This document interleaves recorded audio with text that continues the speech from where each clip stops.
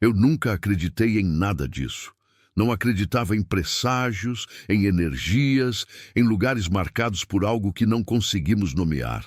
Trabalhei 17 anos como enfermeira, passei por prontos-socorros lotados, por UTIs silenciosas demais, por madrugadas intermináveis onde a morte era apenas parte do protocolo. Eu tinha visto muito, talvez tenha visto demais, mas nada, absolutamente nada, me preparou para aquele plantão. Meu nome é Marina. Tenho 42 anos. 2 filhos já crescidos, um casamento que funciona mais por hábito do que por paixão e uma carreira inteira dedicada ao Hospital São Jerônimo, na zona norte da cidade. É um hospital grande, público, sempre cheio. O tipo de lugar onde você aprende a não se apegar, a não perguntar demais, a fazer seu trabalho e ir embora. Eu era boa nisso. Era conhecida por ser calma, eficiente, por não entrar em pânico. As outras enfermeiras me chamavam quando precisavam de alguém que não tremesse diante de uma parada cardíaca ou de um paciente agressivo. Eu era a rocha, a que segurava a barra. Até aquela noite. Era março. Outono começando a esfriar as madrugadas.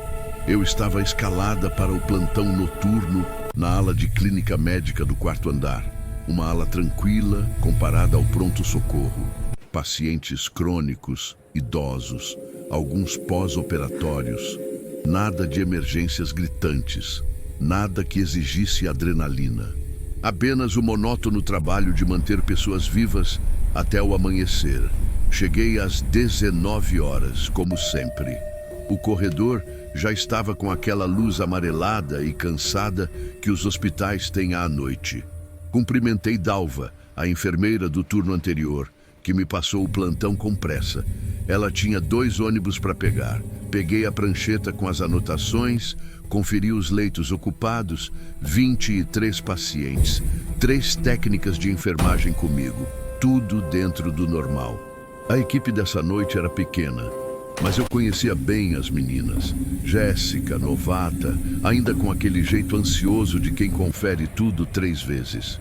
Ronaldo, técnico de enfermagem que trabalhava ali havia anos, meio ranzinza, mas competente. E Cida, que era minha parceira de tantos plantões que a gente já nem precisava falar muito para se entender. Fizemos a checagem de rotina, sinais vitais, medicações, trocas de soro, tudo correndo dentro do esperado. Às 22 horas, o hospital já tinha aquele silêncio espesso que só a noite traz. Os corredores ficavam mais longos, as luzes mais brancas. O som dos nossos passos ecoava diferente, como se o prédio inteiro estivesse prestando atenção. Mas isso era normal. Eu estava acostumada. 17 anos trabalhando à noite te ensinam que hospitais têm vida própria depois que o sol se põe. Eles respiram diferente, gemem com o vento, suspiram com o ar-condicionado. É só questão de se acostumar. Por volta da meia-noite, Jéssica veio até o posto com uma expressão confusa. Marina, o senhor do 412 está pedindo para apagar a luz do banheiro. Eu levantei os olhos da papelada. Qual luz? Ele diz que tem uma luz acesa no banheiro dele. Mas eu já fui lá 2 vezes. Não tem luz nenhuma acesa. Suspirei. Pacientes idosos, especialmente à noite, ficavam confusos. Desorientação noturna. Era comum. Ele está orientado? Mais ou menos. Fica repetindo que a luz incomoda, que não consegue dormir. Deixa eu ir lá. Caminhei até o quarto 412. O corredor estava vazio, apenas o zumbido baixo das lâmpadas fluorescentes me acompanhando. Bati de leve na porta antes de entrar. O paciente era o Sr. Almir, 78 anos, internado por pneumonia. Ele estava deitado, virado para a parede, coberto até o pescoço. Seu Almir? Chamei baixinho. A enfermeira disse que o senhor está incomodado com uma luz? Ele virou a cabeça devagar. Os olhos dele estavam fundos, cansados. Essa luz, murmurou apontando para o banheiro. Não apaga. Olhei para o banheiro. A porta estava entreaberta. Escuro. Completamente escuro. Senhor Almir, não tem luz acesa ali. Tem sim. A voz dele era firme, quase irritada. Tá acesa desde que escureceu, fica piscando. Entrei no banheiro, acendi a luz para mostrar a ele e depois apaguei de novo. Tudo funcionando normalmente. Viu? Está tudo apagado agora. Ele me olhou com uma expressão que não consigo esquecer. Não era confusão, era certeza. Uma certeza cansada, resignada. Você não vê, né? Disse ele baixinho. Tudo bem, eu sei que você não vê. Senti um pequeno desconforto, mas sorri profissionalmente. Tente descansar, seu Almir. Se precisar de algo, é só chamar. Saí do quarto e voltei para o posto. Jéssica me olhou esperançosa. Resolveu? Orientação noturna, respondi. Amanhã ele nem vai lembrar disso. Mas enquanto eu dizia isso, uma parte de mim ainda estava pensando no jeito que ele tinha dito aquilo. Você não vê. O resto da madrugada transcorreu sem grandes eventos. Administramos medicações, checamos sinais vitais, ajudamos uma paciente ao banheiro. Ronaldo dormiu 1 hora na sala de descanso. Ele sempre fazia isso, e eu deixava, desde que estivesse tudo sob controle. Cida preparou café. Eu fiz as anotações no prontuário eletrônico. Rotina. Apenas rotina. Mas alguma coisa estava diferente. Eu não conseguia definir o quê. Era como se o silêncio estivesse mais denso, como se o ar estivesse mais pesado. Eu me peguei olhando para o corredor vazio várias vezes, sem motivo aparente. Apenas uma sensação incômoda de que algo estava deslocado. Às 3 da manhã, ouvi um barulho. Foi sutil. Um rangido, como de uma porta se abrindo devagar. Olhei para o corredor. Nada. Todas as portas fechadas. Voltei a preencher o prontuário, mas ouvi de novo. Dessa vez, mais nítido. Vinha do corredor à esquerda, onde ficavam os quartos do 410 ao 418. Levantei, caminhei até lá. O corredor estava vazio. As portas fechadas. Apenas a luz amarelada das luminárias de emergência cortando a penumbra. Fiquei ali parada por alguns segundos, prestando atenção. Silêncio absoluto. Nem o bip dos monitores se ouvia dali. Estava voltando para o posto quando vi. Era só um detalhe. Pequeno demais para causar alarme, mas eu percebi. A porta do quarto 416 estava entreaberta. Eu tinha certeza, absoluta certeza, de que todas as portas estavam fechadas quando passei ali minutos antes. Aproximei-me devagar, empurrei a porta com cuidado. O quarto estava vazio, sem paciente, sem maca. Apenas a cama hospitalar encostada na parede, o colchão dobrado, a mesinha de cabeceira sem nada em cima. Um quarto desocupado. Mas eu senti. Senti aquele arrepio fino que sobe pela nuca quando você sabe que não está sozinha. Olhei para o canto do quarto perto da janela. Nada. Olhei para o banheiro. A porta estava fechada. Saí de lá mais rápido do que gostaria de admitir. De volta ao posto, Cida estava mexendo no celular. Cida, o 416 está vazio, né? Ela ergueu os olhos. Tá. Desde ontem de manhã, por quê? Nada. Só confirmando. Ela me olhou com aquela expressão de quem conhece alguém há anos e percebe quando algo está errado. Tá tudo bem, Mari? Tô. Só cansada. Mas não era cansaço. Eu conhecia cansaço. Isso era outra coisa. O resto da madrugada foi estranhamente tranquilo. Nenhum paciente chamou, nenhum sinal vital alterado, nenhuma intercorrência. O tipo de plantão que deveria ser considerado uma bênção, mas que por algum motivo estava me deixando tensa. Quando o sol começou a clarear as janelas no fim do corredor, senti um alívio profundo. A enfermeira do turno da manhã chegou no horário, assumi o plantão para ela, peguei minha bolsa e saí. No elevador, sozinha, olhei para meu reflexo no espelho arranhado. Eu estava pálida, mais pálida do que o normal. Você não vê. A voz do Sr. Almir ecoou na minha cabeça enquanto as portas se fechavam. Passei o dia em casa tentando dormir, mas não consegui. Fiquei revirando na cama, acordando a cada meia hora, com a sensação de que tinha esquecido algo importante no hospital. Algo que eu deveria ter feito. Algo que eu deveria ter visto. À noite, voltei para o plantão. Quando cheguei, o hospital parecia o mesmo, mas eu me sentia diferente, hipervigilante, prestando atenção em cada som, cada sombra, cada porta. Jéssica estava escalada novamente, assim como Cida. Ronaldo tinha folga. No lugar dele estava Patrícia, uma técnica que eu conhecia pouco. O plantão começou normalmente, mesma rotina, mesmos pacientes. O senhor Almir estava dormindo, ou fingindo dormir, quando passei pelo quarto dele. Não entrei, não quis entrar. Por volta das 23 horas, Patrícia veio até o posto. Marina, a senhora do 414 está pedindo para você ir lá. Ela chamou? Não, ela só pediu. Disse que queria falar com a enfermeira-chefe. Eu não era chefe de nada, mas às vezes os pacientes me chamavam assim. Caminhei até o 414. A paciente era Dona Célia, uma senhora de 80 e poucos anos, lúcida, educada. Ela estava sentada na cama, com as mãos cruzadas no colo. Boa noite, Dona Célia. A senhora chamou? Ela me olhou com uma expressão séria. Eu queria te avisar uma coisa. Pode falar. Ela hesitou, como se estivesse escolhendo as palavras com cuidado. Não vai no quarto vazio, aquele ali do lado. Ela apontou para a parede. Não entra lá de noite. Senti um frio na espinha. Por quê, Dona Célia? Porque tem alguém lá, e ela não gosta de visita.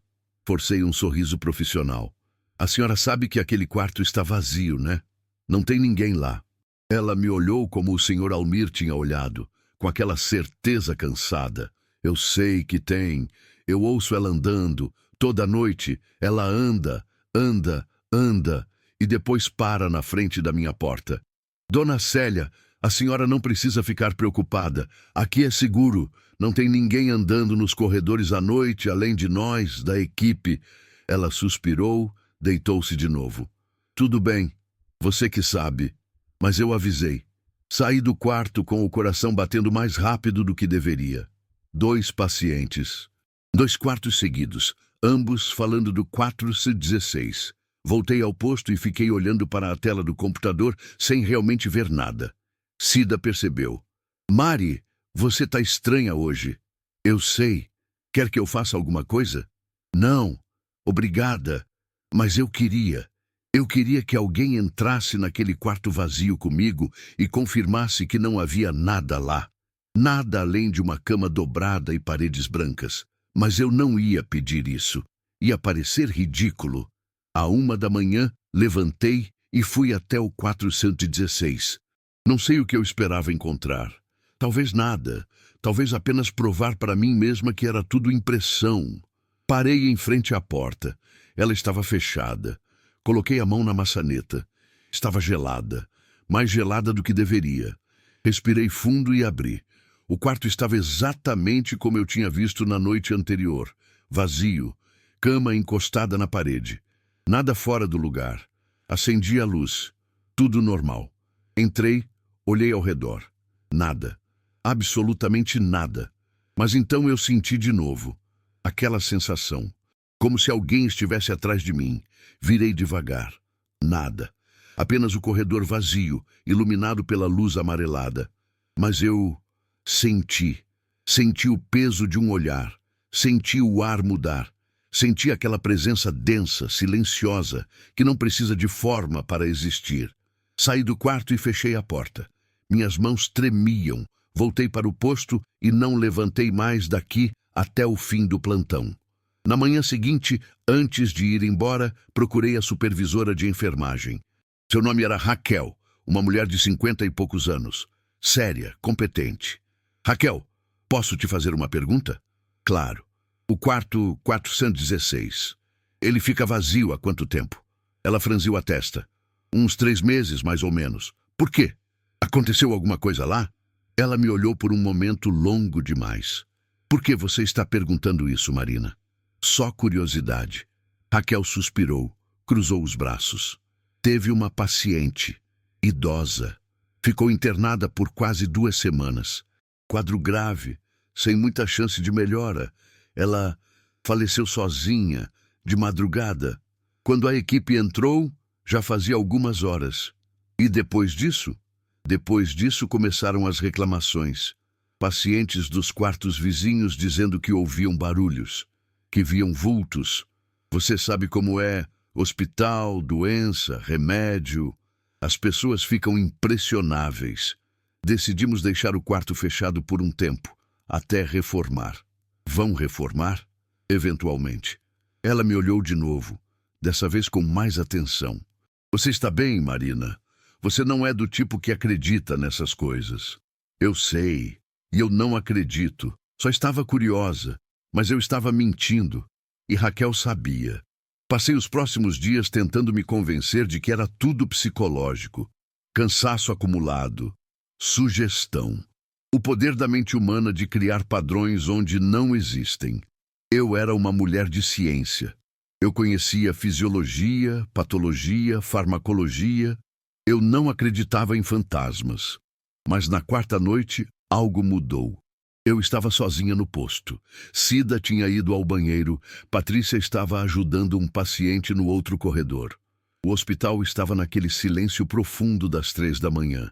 E então eu ouvi passos, lentos, regulares, vindo do corredor à esquerda. Congelei. Olhei para o corredor. Vazio. Os passos continuavam. 1, 2, 3, 4. E então pararam. Bem na frente do 416. Meu coração disparou. Levantei devagar. Dei alguns passos em direção ao corredor. Os passos recomeçaram. Agora mais próximos, mais nítidos, como alguém arrastando os pés levemente com chinelos hospitalares. Tem alguém aí? Minha voz saiu mais fraca do que eu queria. Os passos pararam. Silêncio absoluto. Então, devagar, muito devagar, a maçaneta do 416 começou a girar. Eu não consegui me mexer. Fiquei ali paralisada, vendo aquela maçaneta girar milímetro por milímetro, como se alguém estivesse do outro lado, abrindo com extrema cautela. A porta se abriu. Apenas uma fresta. Escuridão do outro lado. E então eu vi. Não era uma forma, não era um rosto. Era apenas uma sombra, mais densa que o resto da escuridão. Parada ali, na fresta da porta, como se estivesse me observando. Não sei quanto tempo ficamos assim. Eu, congelada no meio do corredor. Aquela presença imóvel na porta entreaberta. E então ela se moveu. Não para fora, para dentro, como se estivesse recuando. A porta se fechou sozinha, com um clique suave. Minhas pernas quase cederam. Cida voltou do banheiro naquele momento. Me viu pálida encostada na parede. Mari, o que aconteceu? Não consegui responder, apenas apontei para o 416. Ela olhou para a porta, depois para mim. Você viu alguma coisa? Eu não sei. Ela me ajudou a sentar, trouxe água. Patrícia apareceu, preocupada. Elas ficaram me olhando como se eu estivesse tendo um ataque de pânico. E talvez estivesse. Marina, você precisa ir para casa, disse Cida. Você está passando mal. Eu não posso deixar o plantão. Pode sim. Eu ligo para a supervisora, a gente cobre. Você não está bem. Eu queria discutir. Queria dizer que estava tudo bem, mas não estava. Minha mão tremia segurando o copo de água. Minha respiração estava irregular. Raquel chegou em 20 minutos. Me dispensou imediatamente. Chamou outra enfermeira para cobrir o resto do plantão. Saí do hospital às 4:30 da manhã com a sensação de estar fugindo. Fiquei 3 dias de atestado. Não por estar doente, mas porque não conseguia voltar. Toda vez que eu pensava em entrar naquele hospital, meu corpo inteiro reagia. Suor frio, taquicardia, uma sensação de pavor que eu nunca tinha experimentado antes. Meu marido ficou preocupado. Meus filhos me ligaram. Eu disse a todos que estava com uma virose. Ninguém precisava saber a verdade. Nem eu mesma conseguia aceitar. No 4º dia, Raquel me ligou. Marina, precisamos conversar. Eu sei. Eu vou melhorar. Só preciso de mais alguns dias. Não é isso. É sobre o que aconteceu. Fiquei em silêncio. Outras pessoas estão relatando coisas estranhas, ela continuou. Desde que você saiu, pacientes, técnicos, até a equipe da limpeza, todo mundo falando da mesma coisa. Do quarto 416. O que estão dizendo? Passos, portas abrindo, uma presença. Ela suspirou. Marina, eu não acredito nisso. Você sabe que eu não acredito. Mas eu também não posso ignorar quando metade da minha equipe está pedindo para não trabalhar naquele andar. O que você vai fazer? Já lacrei o quarto. Vou pedir para transferirem os pacientes daquela ala para outros andares temporariamente e vou chamar alguém para dar uma olhada. Alguém? Você sabe, alguém que entenda dessas coisas. Eu queria rir. Queria dizer que era ridículo, mas não consegui. E você? Perguntou Raquel. Você vai voltar? Pensei naquela sombra, naquela maçaneta girando, naqueles passos vazios no corredor. Eu não sei se consigo trabalhar naquele andar de novo. Eu entendo. Posso te transferir para o segundo andar, clínica cirúrgica, se você quiser. Eu quero. E foi isso que aconteceu. Voltei ao trabalho uma semana depois. Agora no segundo andar, longe daquela ala, longe daquele corredor, longe daquele quarto. Nunca mais subi ao quarto andar, nem quando me chamavam, nem quando precisavam de ajuda. Eu simplesmente não conseguia. Ouvi meses depois que tinham reformado o 416. Pintaram as paredes, trocaram o piso, mudaram os móveis, colocaram pacientes de novo. E pelo que me contaram, tudo voltou ao normal. Mas eu não acredito, porque tem noites, ainda agora, que eu acordo suando frio, com a sensação de que alguém está parado do lado da minha cama, com a certeza de que, se eu abrir os olhos, vou ver aquela sombra densa, mais escura que o resto da escuridão, me observando em silêncio. Eu nunca mais fui a mesma depois daquele plantão. Nunca mais tive a mesma confiança no que é real e no que não é. Nunca mais consegui caminhar sozinha por um corredor de hospital à noite sem sentir aquele arrepio fino subindo pela nuca. Nunca mais consegui ignorar aquela sensação de presença que às vezes paira no ar sem motivo aparente. Os anos que se seguiram foram de adaptação. Aprendi a viver com uma sombra no canto da visão, com a sensação de que algo me acompanha mesmo quando estou sozinha. Não é todos os dias, às vezes passa semanas sem que eu sinta nada. Mas então, de repente, no meio de um plantão qualquer, eu sinto, e eu sei. Sei que tem coisas nesse mundo que a gente não entende, que não precisam de explicação para existir, que não precisam da nossa crença para serem reais. Sei também que tem lugares que guardam memórias, lugares que absorvem o sofrimento, a dor, a solidão das pessoas que passaram por ali, e que às vezes essas memórias ganham forma, ganham peso, ganham presença. O quarto 416 era um desses lugares, e por algum motivo que nunca vou entender, naquela semana, naquele plantão, ele decidiu se mostrar para mim. Eu poderia ter ignorado, poderia ter racionalizado, poderia ter dito a mim mesma que foi cansaço, estresse, uma alucinação passageira. E durante muito tempo, foi exatamente isso que eu tentei fazer. Mas no fundo, eu sabia a verdade. Eu tinha visto, eu tinha sentido. E aquilo tinha sido real. Tão real quanto o cheiro de desinfetante nos corredores. Tão real quanto o bip dos monitores cardíacos. Tão real quanto o frio da madrugada entrando pelas janelas mal fechadas. A transferência para o segundo andar me salvou de certa forma. Me deu um recomeço, um lugar onde eu podia respirar sem sentir aquele peso no peito. Onde eu podia fazer meu trabalho sem olhar por cima do ombro a cada 5 minutos. Mas a lembrança nunca me abandonou. Teve uma noite, cerca de 6 meses depois, que eu estava saindo do hospital. Era tarde, quase meia-noite. Eu tinha ficado além do horário ajudando com uma emergência. O estacionamento estava quase vazio.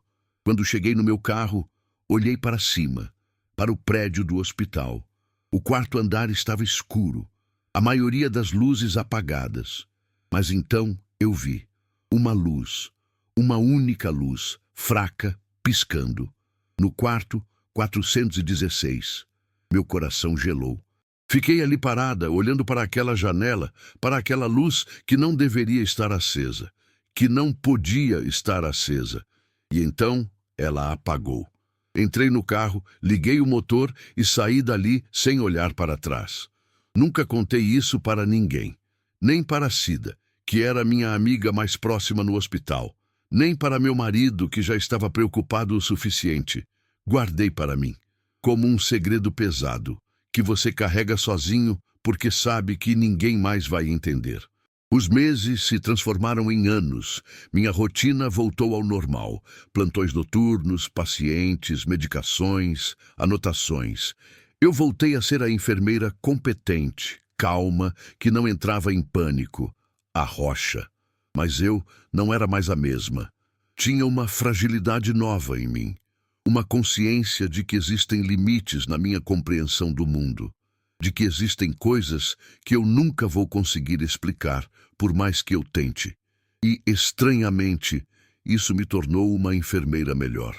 Porque agora, quando um paciente me diz que viu algo, que sentiu algo, que tem medo de algo que não consegue nomear, eu não descarto. Eu não sorrio com condescendência e mudo de assunto. Eu escuto. Eu acredito. Porque eu sei que o medo deles é real. Mesmo que a causa não seja, ou talvez exatamente porque a causa é.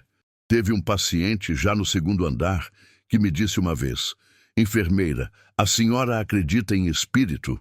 E eu, que sempre teria respondido com um sorriso e uma frase vaga, olhei para ele e disse: eu acredito que existem coisas que a gente não entende. E que isso tudo bem. Ele pareceu aliviado, como se finalmente alguém tivesse validado o que ele sentia. E talvez tenha sido esse o maior aprendizado daquele plantão. Não que fantasmas existem ou não existem. Não que o sobrenatural é real ou ilusão, mas que o medo é legítimo, que a experiência humana é vasta demais para ser reduzida ao que conseguimos medir e provar, que há mistérios e que tudo bem viver com eles. Passaram-se 5 anos desde aquela noite. 5 anos desde que eu senti aquela presença no corredor. Desde que eu vi aquela sombra na porta entreaberta. Desde que minha vida mudou de uma forma sutil, mas irreversível. E hoje, quando alguém me pergunta por que eu pedi transferência para outro andar, depois de tanto tempo no 4º andar, eu sorrio e digo: quis mudar de ares. E é verdade. Porque eu precisava de ar, precisava de espaço, precisava de distância daquilo que eu tinha visto, sentido, vivido. Mas tem noites, ainda agora, que eu acordo no escuro, com a respiração presa, com a sensação de que algo está perto demais, e eu fico ali, imóvel, esperando o som de passos arrastados, esperando a maçaneta girar. Esperando aquela presença densa e silenciosa que não precisa de forma para existir. E quando nada acontece, quando o quarto permanece vazio e silencioso, eu respiro fundo e volto a dormir. Mas uma parte de mim sabe que, em algum lugar, naquele hospital, naquele corredor, naquele quarto, algo continua lá, caminhando, esperando, observando, e que talvez um dia eu volte, não porque eu queira, mas porque, de alguma forma, eu sinto que aquilo não terminou. Que aquele plantão não foi um fim, foi um começo. O começo de uma consciência nova, de uma percepção ampliada, de uma porta que se abriu e que, por mais que eu tente, eu não consigo fechar completamente. Eu não falo sobre isso, não procuro respostas, não investigo. Apenas vivo, um dia de cada vez, um plantão de cada vez, carregando comigo a lembrança daquela noite como uma cicatriz invisível. E quando jovens enfermeiras me perguntam se eu tenho medo de trabalhar à noite, eu respondo: não, eu respeito a noite, mas não tenho medo. E é verdade, porque o medo, o verdadeiro medo, não vem da escuridão. Vem de saber que dentro dela há algo olhando de volta. Algo que sempre esteve lá, algo que sempre vai estar, e que naquela noite, por razões que nunca vou entender, decidiu que eu precisava ver, que eu precisava saber, que eu precisava carregar essa verdade comigo como um lembrete de que o mundo é maior, mais estranho, mais profundo do que qualquer manual médico jamais vai explicar. E agora, 5 anos depois, quando eu passo pelos corredores vazios do segundo andar, às 3 da manhã, com apenas o som dos meus passos me acompanhando, eu não olho para trás. Porque eu sei que se eu olhar, talvez eu veja. E dessa vez, eu não sei se teria coragem de continuar. Então eu sigo em frente, olhos fixos à frente, passos firmes, respiração controlada. Como a enfermeira competente que eu sempre fui. Como a mulher que aprendeu a viver com o inexplicável. Como alguém que sobreviveu àquele plantão e que, de alguma forma, ainda está sobrevivendo, dia após dia, noite após noite, até que um dia, quando eu me aposentar, quando eu deixar esse hospital para trás, talvez eu finalmente consiga esquecer. Talvez. Mas eu duvido, porque tem coisas que não se esquecem, coisas que ficam gravadas em nós com mais profundidade do que qualquer memória comum. E aquele plantão, aquele corredor, aquele quarto, aquela presença, eles estão em mim agora.